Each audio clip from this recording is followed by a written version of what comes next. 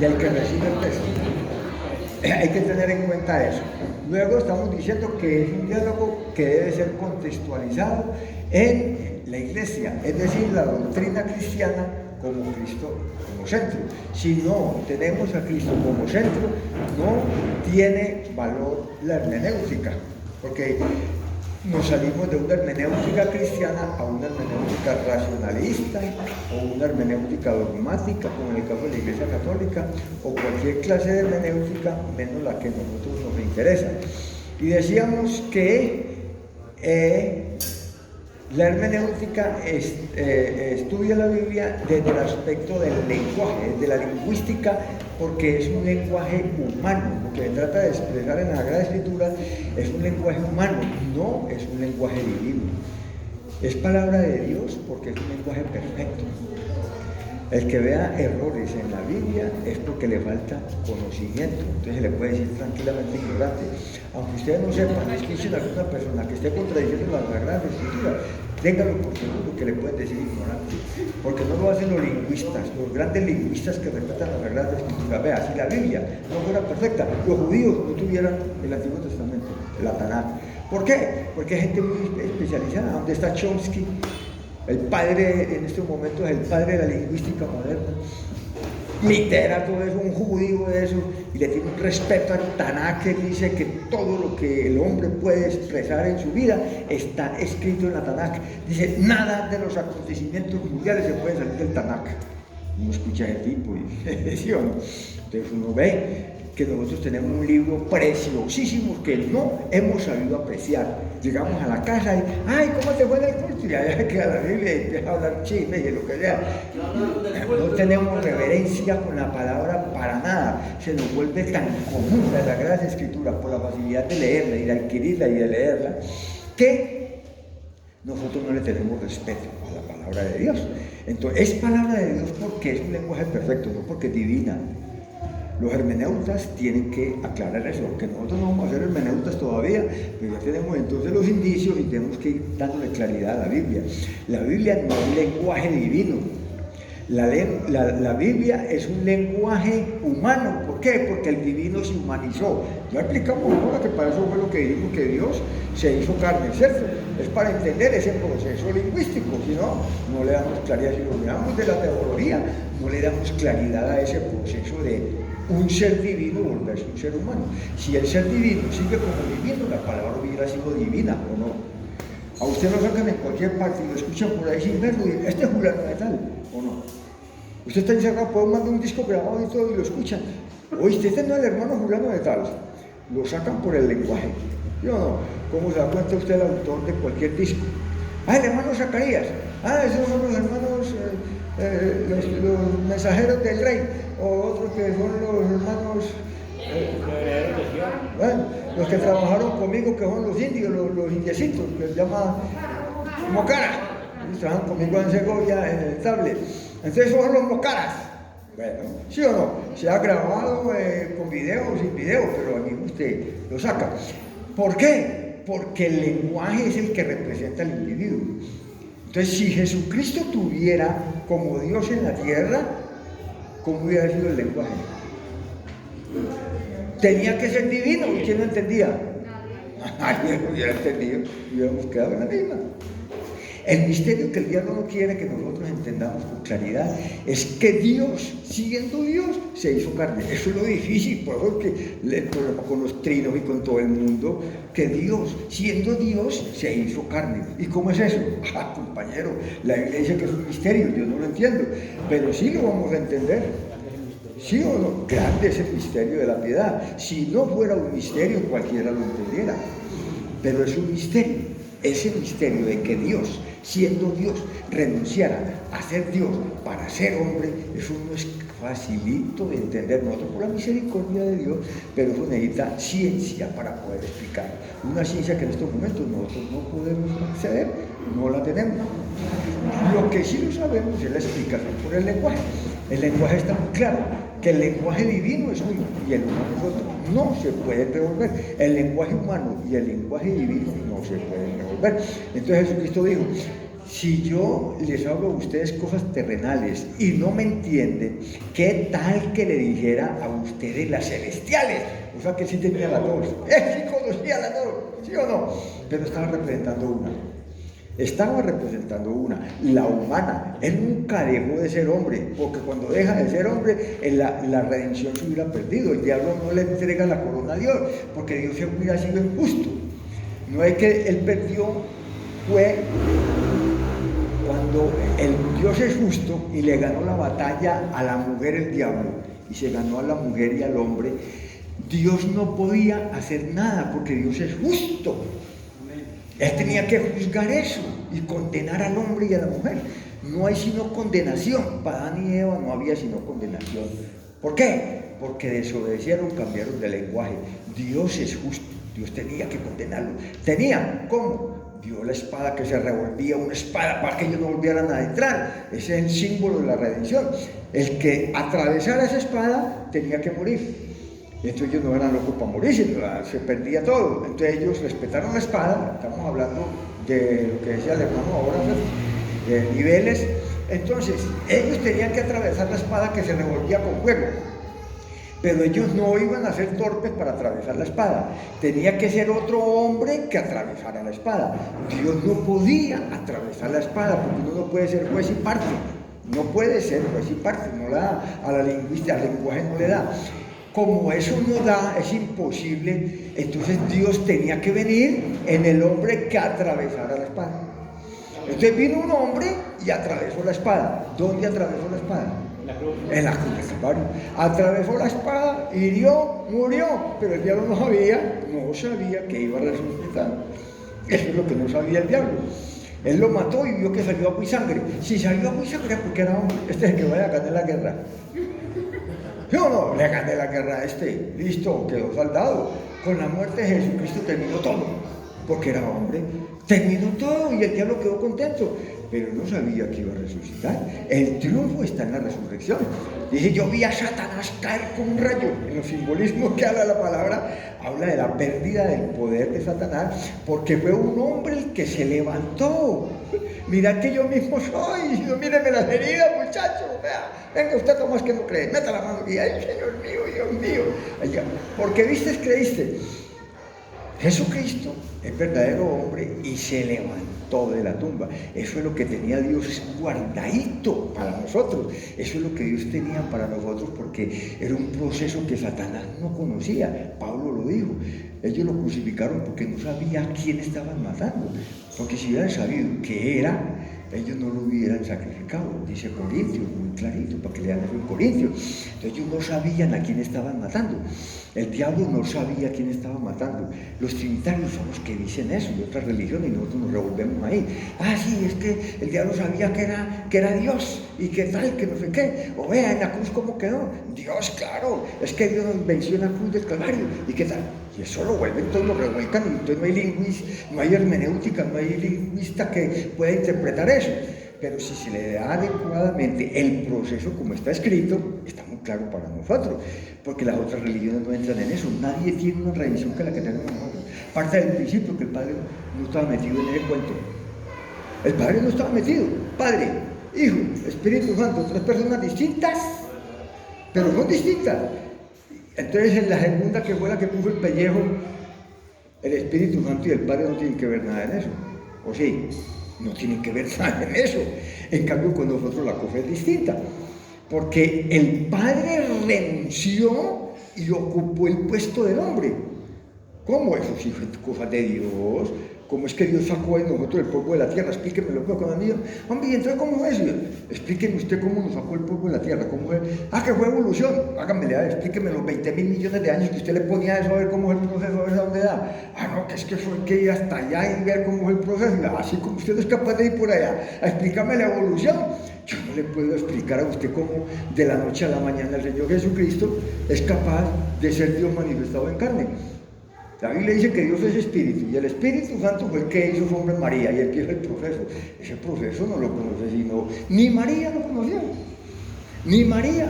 María no conoció el proceso, por eso tuvo que ser redimida también como nosotros y entender también el misterio, como era el proceso. Y entonces Cristo tiene dos padres, al Espíritu y a... Ah, sí, según eso tiene a José y tiene al Espíritu Santo.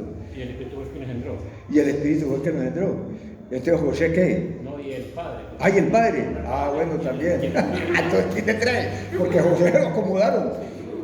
Así, a José no. Eso dice la Biblia, se lo acomodaron a José. Bueno, entonces tenía tres padres. Bueno, entonces la situación que se va yendo en la manifestación de Dios en carne, el diablo la quiere disolver, porque el diablo dice que Dios engañó al diablo. El diablo dice que lo engañó. ¿Sí? No. ¿Qué hizo Judas con entregar a Jesucristo? Lo engañó. ¿Por qué? Porque él va y lo vende por plata, por billetes. Pero cuando recibe las 30 monedas de plata, ve que lo cogen y que lo condenan. ¿Y qué pasó aquí? Por Dios, yo creí que iba a escapar como él había escapado varias veces. Ustedes sabían de las escapadas que se pegó. Una de ellas es del monte donde estaba enseñándoles allá y tuvo que pasar en medio de ellos, cegarlo, porque como no era Dios, él no podía desaparecerse, Él se desaparece, pero en la resurrección. Cuando ya están reunidos los apóstoles en el medio, aparece y desaparece. Pero él en vida no puede desaparecer. No, señora. Entonces, como él está ahí y lo van a matar, lo van a apedrear, él tiene que hacer algo como hacen cualquier persona, porque yo conozco personas que con el diablo se desaparecen y caminan. ¿Ustedes han oído hablar la oración del sol? Yo conocí un amigo mío que estaba con nosotros aquí y en 4 o 5 kilómetros nos íbamos en avión o lo que fuera y ya estaba él allá. Ya él estaba allá. Bueno, no sé cómo era, en todo caso era una realidad, que el tipo estaba aquí y se pasaba por allá. Y él contaba que es una realidad física, que lo que se acelera es un movimiento en el espacio. ¿Cómo vencer el movimiento del espacio? Que son formas esos son de radiaciones energéticas para atravesar el tiempo. ¿Sí? Usted no ha oído el túnel del tiempo y no sé qué en películas. Entonces, eso el hombre sabe todos esos procesos, que pasa que no lo pueden realizar. Pero listo, eso es una realidad. Jesucristo podía hacer eso tranquilamente, pero el Señor nunca se puso en esas manos teniendo la forma de pasar desapercibido en medio de ellos. Entonces dice, estando en medio de ellos, pasó por en medio de ellos y escapó.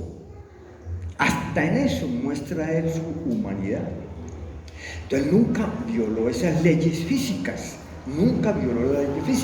pasó por todas las leyes físicas como pasamos nosotros los seres humanos.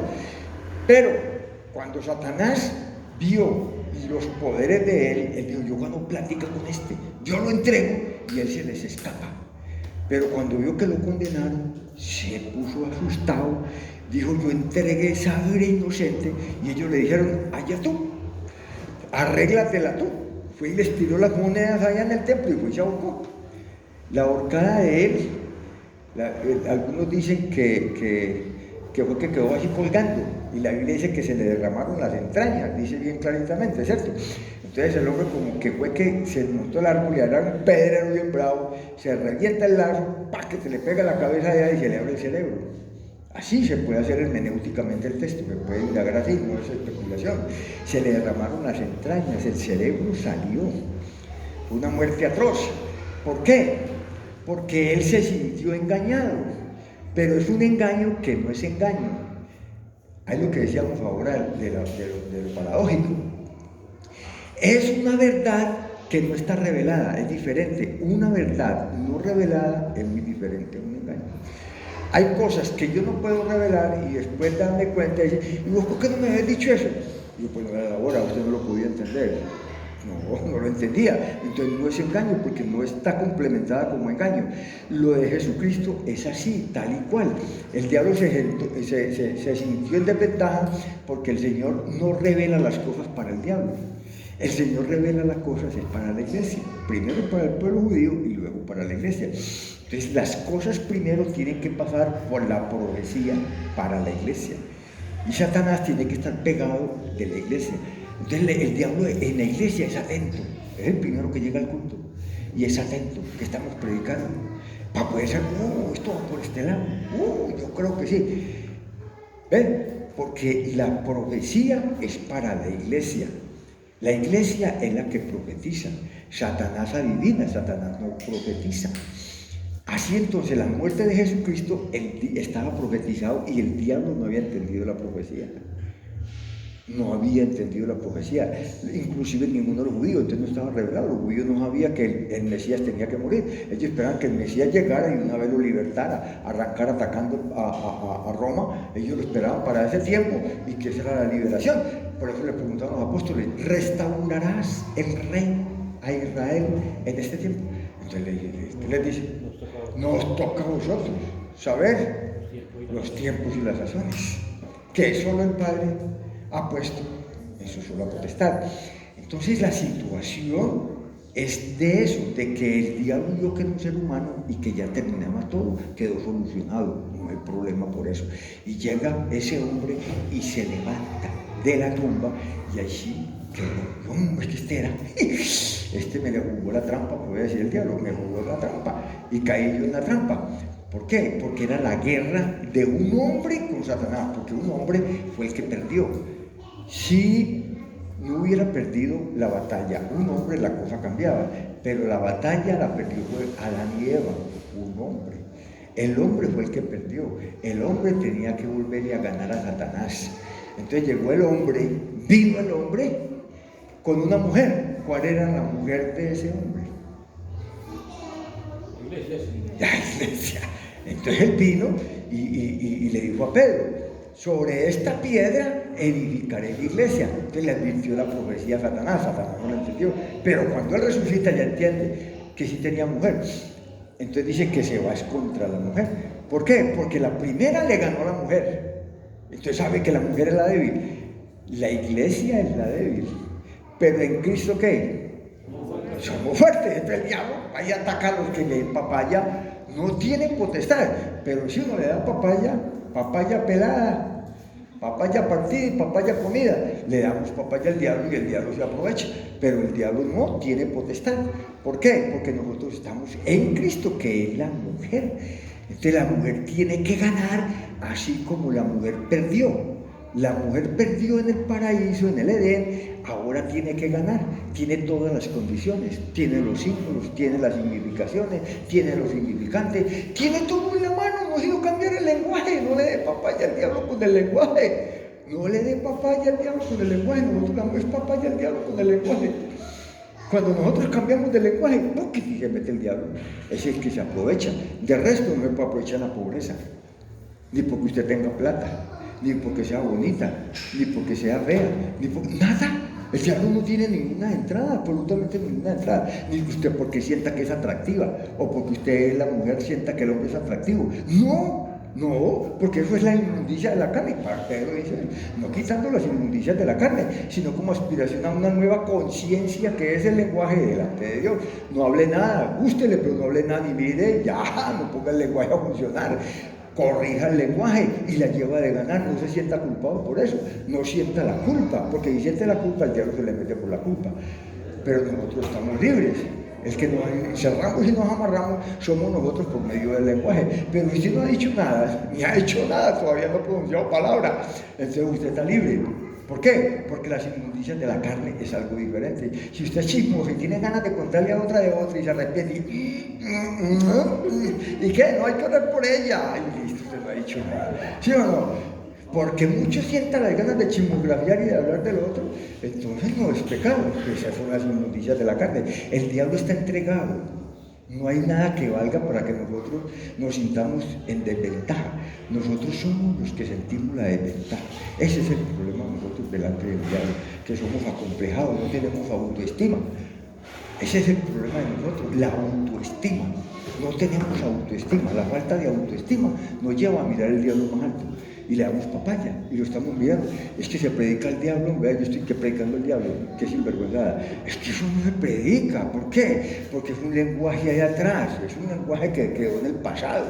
Nosotros estamos del futuro, nosotros somos del futuro, como dice Efesios, ¿cierto? nosotros estamos sentados en lugares celestiales en Cristo. Nosotros ya no estamos aquí y nosotros no creemos. Nos cuesta dificultad pensar que nosotros estamos en lugares celestiales, como imaginamos el cielo por allá, no las cosas del lenguaje como nosotros ahora. Si nosotros, en este momento nosotros estamos en el cielo, estamos hablando lenguaje perfecto, ¿sí? Entonces nosotros estamos en el cielo, este es el cielo, el culto es el cielo, la comunión con los hermanos es el cielo, la bendición es que recibimos el cielo, leer la palabra de Dios es el cielo. Esa es la interpretación hermenéutica del cielo. El cielo no son posiciones allá que nos enseñó Roma, la Iglesia Católica Romana.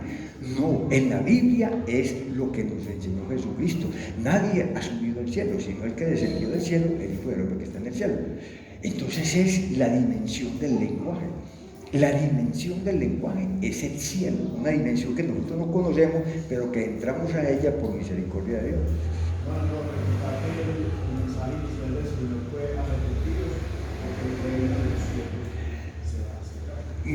Bueno, vamos a dar una interpretación a lo que me dice el hermano el reino de los cielos.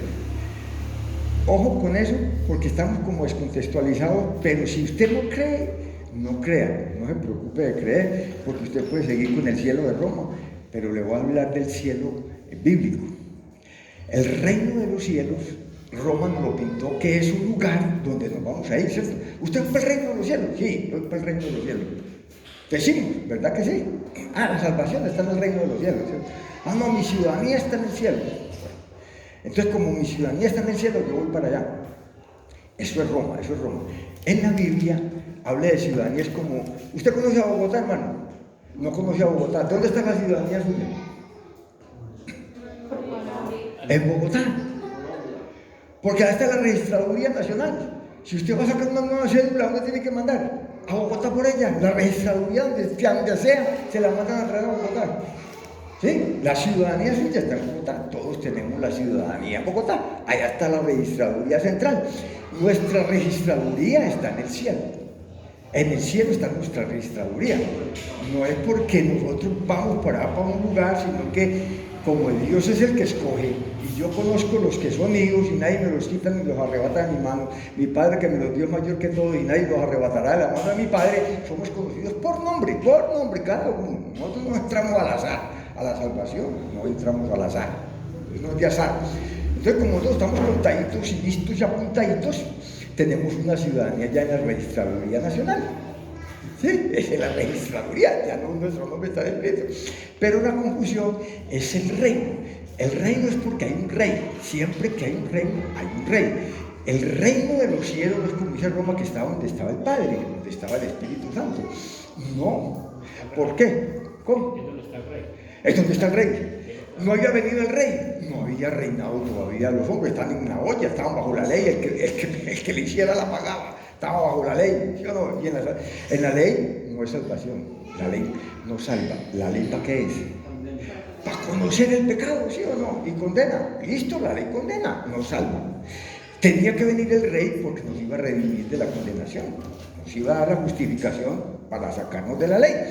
Entonces, cuando viene él, dice, el reino de los cielos se ha acercado.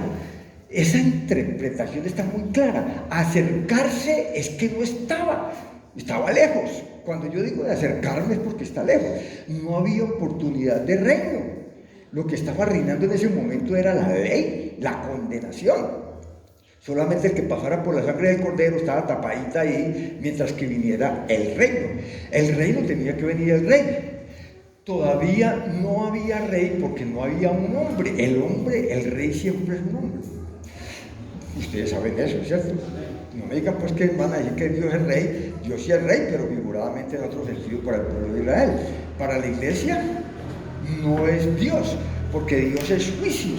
Entonces a la iglesia no la puede juzgar él tenía que venir como Cristo para poder ser el rey nuestro, ¿cierto? El perdón, porque somos muy gentiles, tiene que haber un perdón por el medio, en medio de todo tiene que haber un perdón. El rey dice, entonces cuando dice Juan, y cuando los que predicaban dicen, el reino de los cielos se ha acercado, es porque hay una estructura lingüística atravesada por la preposición la preposición de. Esta preposición de significa, ¿qué significa de? Separado. ¿Qué significa él? ¿Usted de dónde es? ¿De dónde es usted? De Anorí. ¿Usted de dónde es, hermano? De Caucasia. ¿Usted de dónde es? ¿Qué quiere decir de? Procedencia. Correcto. Entonces el reino ¿de dónde procede? Del lenguaje divino, de lo que estaba prometido, el reino del lenguaje. Si lo quiere imaginar por allá, listo, pero es el que viene de por allá donde sea, o del universo del lenguaje. En todo caso, es de procedencia. Cuando nosotros, hermano. No, también recordar que así no se le preguntó por el rey, dijo, no entraré con la advertencia de la tierra porque el reino está entre vosotros. Exactamente. Porque el Señor estaba ahí. El reino estaba ahí. Entonces el reino de los cielos no es por allá como habla Roma, y que el reino de los cielos, y todavía nos dicen nosotros vamos para el reino de los cielos.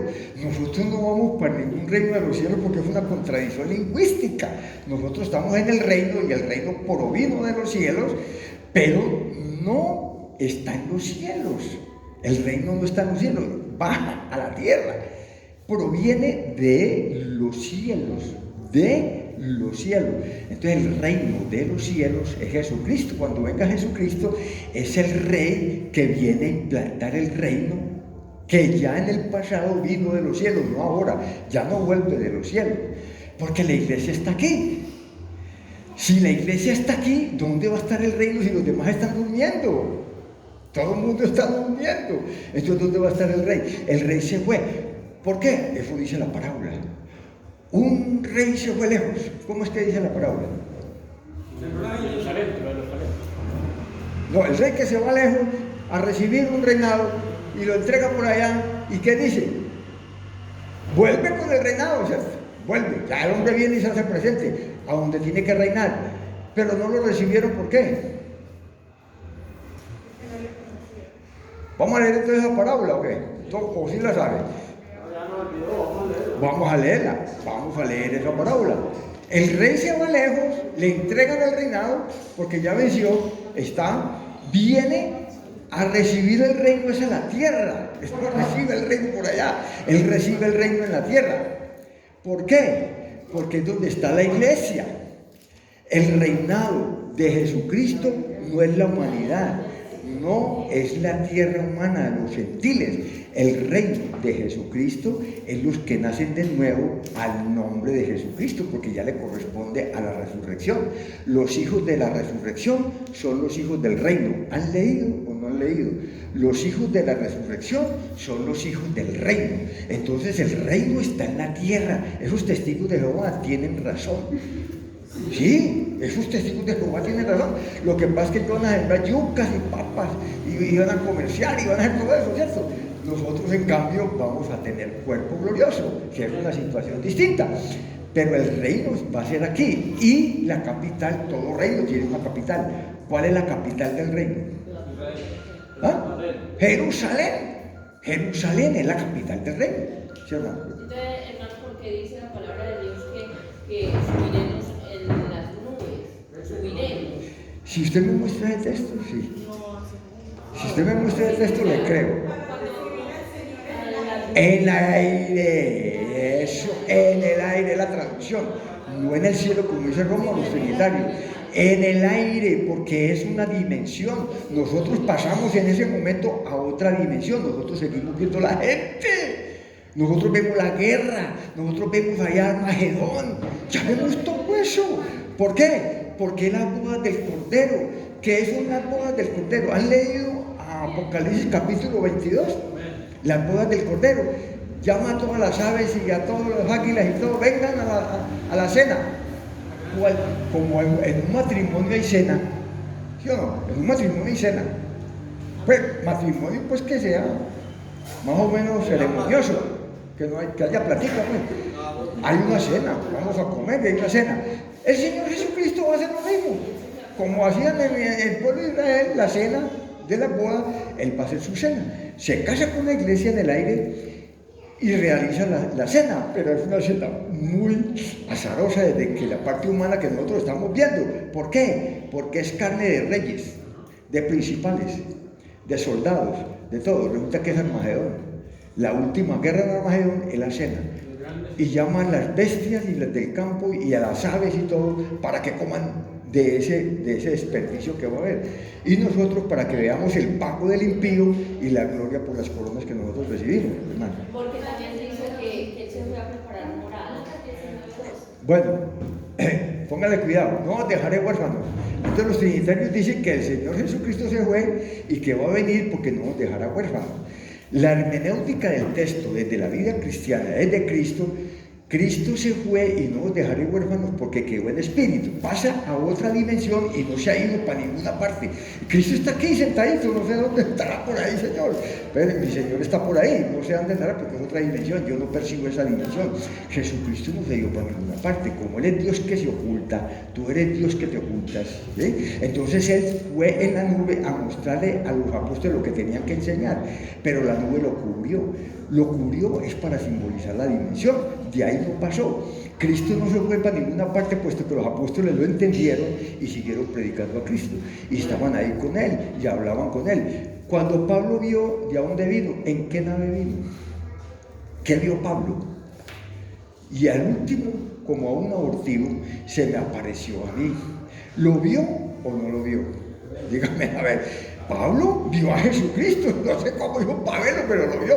Él se hizo la revelación, pasó de una dimensión a la otra y dejó verse, pero él está ahí está. Simplemente que no puede saltarse lo que él dejó, que ya es en forma de palabra. Entonces, hágale pues que a esto yo. Si usted lee poco la Biblia, poco comulga con él. Si lee poco la Biblia, poco comulga con él. Si usted lee bastante la Biblia, él goza con usted ahí. Sí, aquí estoy, mi hija, tranquila. Lea más que aquí estoy. Él está ahí disfrutando la palabra. Haga de cuenta que como con el novio, que no está por ahí en Bogotá y está con el celular, ay, ¿cómo estás? Ay, ¿qué tal cosa? Y está en Bogotá, pero usted está feliz ahí con lo que le está diciendo, le está calentando el oído. Eso es el Señor Jesucristo. Nos calienta el oído, pero no lo vemos, no está ahí. Este es el Espíritu Santo. Entonces el Espíritu Santo es la manifestación de Jesucristo en una posición dimensional en la cual nosotros no podemos percibir. Los trinos son los que se imaginan que surgió por ahí muy lejos, ¿cierto?